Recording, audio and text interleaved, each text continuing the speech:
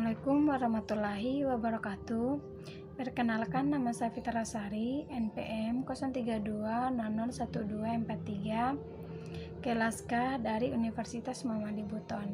Di video kali ini saya akan menjelaskan materi tentang besaran skalar, besaran vektor, kinematika, dan dinamika untuk memenuhi tugas mata kuliah IPA SD kelas tinggi. Yang pertama adalah besaran skalar. Besaran skalar adalah besaran yang memiliki nilai satuan tanpa arah. Artinya, nilai dari besaran ini tidak ditentukan oleh arahnya. Contohnya seperti massa. Massa adalah besaran yang menyatakan kelembaban suatu benda. Massa juga termasuk contoh besaran skalar karena nilainya tidak ditentukan oleh arah. Dalam penulisannya, besaran ini cukup dituliskan nilai dan satuannya. Misalnya, massa beras adalah 25 kg. Contoh lain dari massa adalah volume. Volume termasuk contoh besaran skalar karena dalam penulisannya, volume cukup dijabarkan nilai dan satuannya.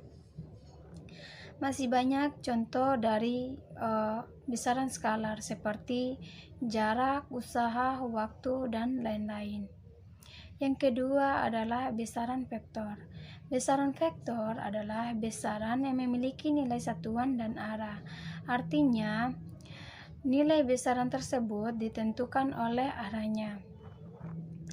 Contoh seperti percepatan seperti kecepatan. Kecepatan termasuk besaran vektor karena nilai besaran ini sangat ditentukan kemana arah gerak benda yang mengalami kecepatan. Dalam penulisannya, kecepatan ditulis secara lengkap, mulai dari nilai satuan dan arahnya. Misalnya 60 km per jam ke arah timur. Contoh lain dari besaran vektor adalah gaya. Gaya adalah besaran yang diperoleh dari hasil kali massa dari suatu benda dengan percepatan gerakannya. Gaya termasuk besaran vektor karena nilainya dipengaruhi ke arah mana gaya tersebut bergerak.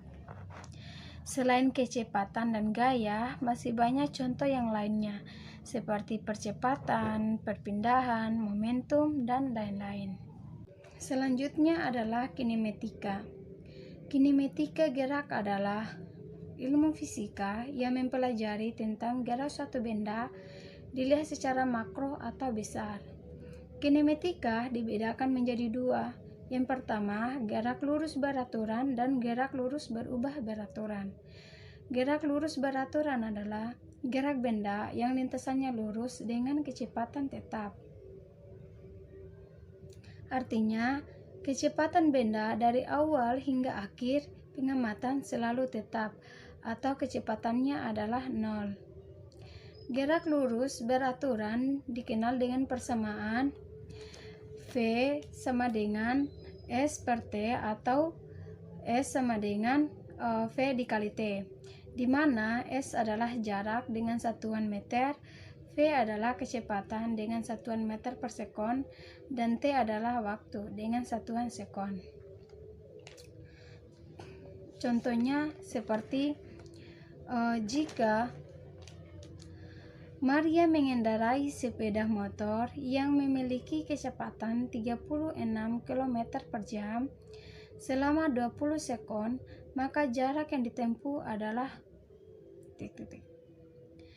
Yang ditanyakan di sini adalah jarak.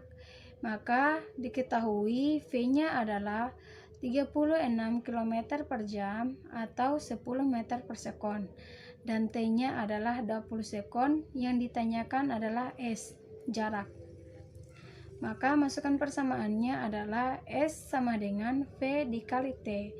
V-nya adalah 10 meter per sekon dikali T adalah 20 sekon.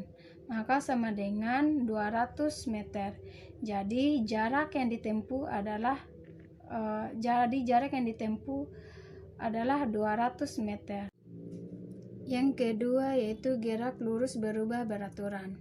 Gerak lurus berubah beraturan adalah gerak benda yang lintasannya lurus dengan kecepatan berubah terhadap waktu dan percepatannya tetap. Misalnya, di mana jika kita berkendara di jalan tol yang tidak lurus atau berliku-liku, maka jarak dan waktu yang dibutuhkan akan bertambah. Begitupun juga dengan kecepatannya akan berubah. Persamaan dari gerak lurus berubah beraturan adalah yang pertama, VT kuadrat sama dengan V0 kuadrat ditambah 2 dikali A dikali S. Persamaan yang kedua adalah VT sama dengan V0 ditambah A dikali T. Dan persamaan yang ketiga, S sama dengan V0 dikali T ditambah 1/2 dikali A dikali T pangkat 2. Contoh dari gerak lurus berubah beraturan adalah jika sebuah mobil mulai bergerak dalam keadaan diam dengan percepatan tetap 4 meter per sekon, kecepatan mobil tersebut setelah bergerak selama 6 sekon adalah diketahui bahwa V0-nya sama dengan 0 karena kecepatannya tetap diam. A-nya adalah 4 meter per sekon kuadrat, T-nya adalah 16 sekon. Yang ditanya adalah VT. Maka kita masukkan persamaan di kedua yaitu VT sama dengan V0 ditambah A dikali T. Maka sama dengan 0 ditambah 4 dikali 16. VT sama dengan 60 meter per sekon. Maka VT-nya adalah 64 meter per sekon. Selanjutnya adalah dinamika. Dinamika gerak adalah bagian ilmu fisika yang berhubungan dengan benda yang bergerak dan tenaga yang menggerakkannya. Dinamika dibagi menjadi 3 hukum Newton. Yang pertama, hukum Newton 1. Hukum Newton 1 adalah apabila resultan gaya yang bekerja pada suatu benda sama dengan 0, maka benda yang awalnya diam akan terus diam. Jika bergerak terus beraturan, maka akan terus bergerak.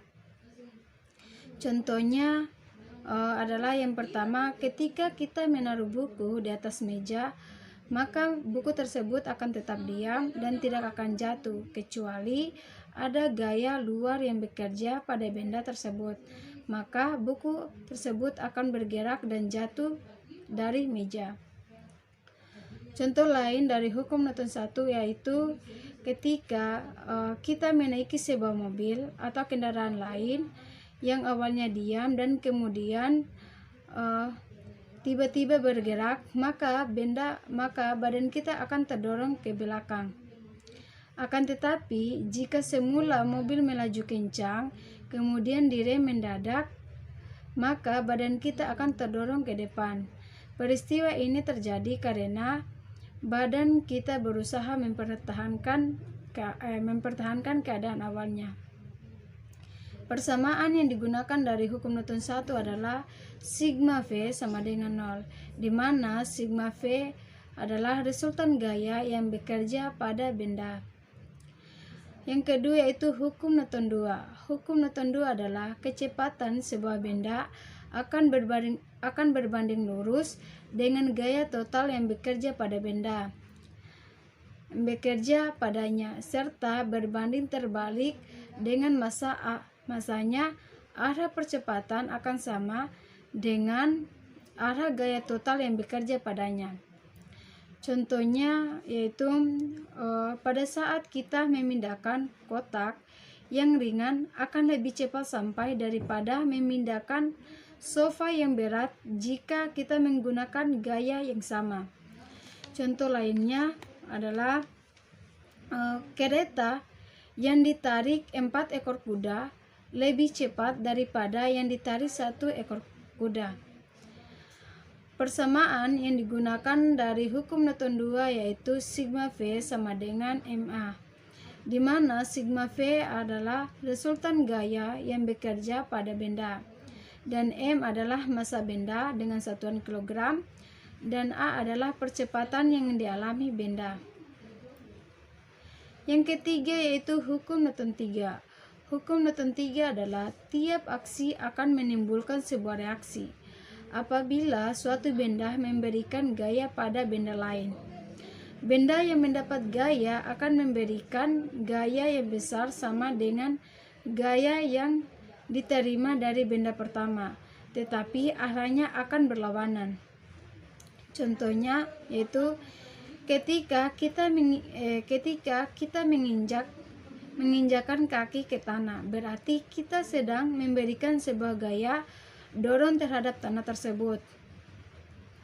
Gaya dari kaki kita yang menyentuh tanah merupakan gaya aksi. Kemudian sebagai respon dari gaya aksi yang kita berikan, maka tanah memberikan gaya kaki yang membuat kaki kita bisa terangkat. Contoh lain dari hukum Newton 3 yaitu saat kita berenang. Saat kita berenang, tangan kita akan mendorong air ke belakang, maka dia akan memberikan gaya aksi. Sehingga air mendorong tubuh kita ke depan dan memberikan kita sebuah gaya reaksi. Jadi, persamaan dari hukum Newton 3 adalah V sama dengan V aksi sama dengan V reaksi. Jadi itu saja materi dari saya. Bila ada yang kurang mohon dimaafkan, dan saya akhiri dengan ucapan wassalamualaikum warahmatullahi wabarakatuh.